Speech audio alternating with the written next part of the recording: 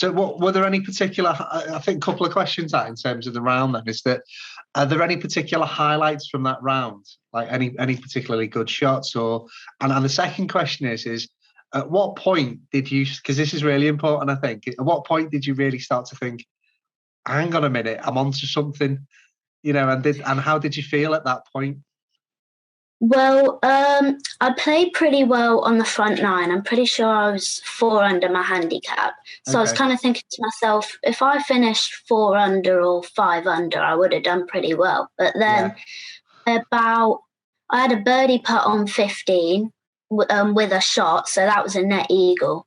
So by that point, I was like 6 or 7 under. Wow. I don't think I really realised at the time how good my score was until I signed my card and everything and totted it up, and I was like, wow, that's actually much better than I thought it was. But yeah. So most of the sorry. No, I was just going to say, what was your best round previous to your 81? Because you mentioned that was your best score.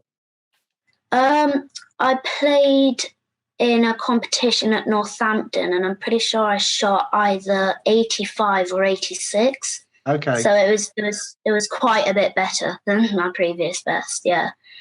Amazing. So what would you say? Because where you obviously your handicap's come down by quite a bit. Where were you at the start of the season? What was your handicap then, and where are you now? Well, with the whole world handicap system, I was off 19.6, getting about 21 or 22 shots on my home course, and now I'm off 12.7. So it's been a pretty big jump this year. Yeah, amazing. Definitely. Amazing. What would you put that down to? Are there any particular parts of your game that you've worked on particularly that's allow you to, that's quite a big drop, which is obviously a lot of dedication on your part, I'm sure. Well, I feel like I've structured my practice a lot better this year. I mean, I'm not just going onto the range and hitting balls. I'm working on my swing. I'm working on what I've been taught in lessons, and I'm not just practicing for the sake of practicing. It's actually structured.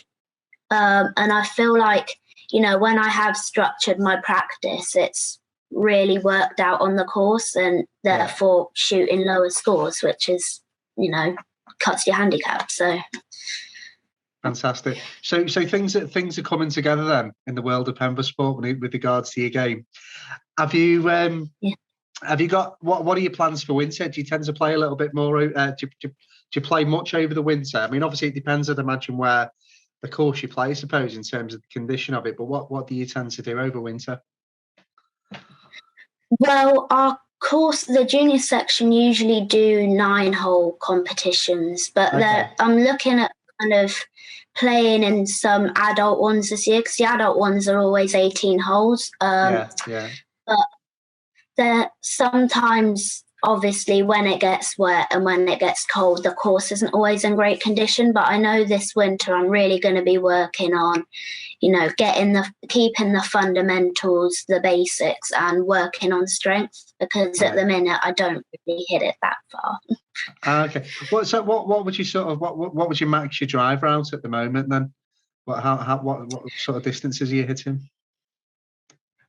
If I hit like a really good one out of the middle of the face, no wind, I'd say probably about 185.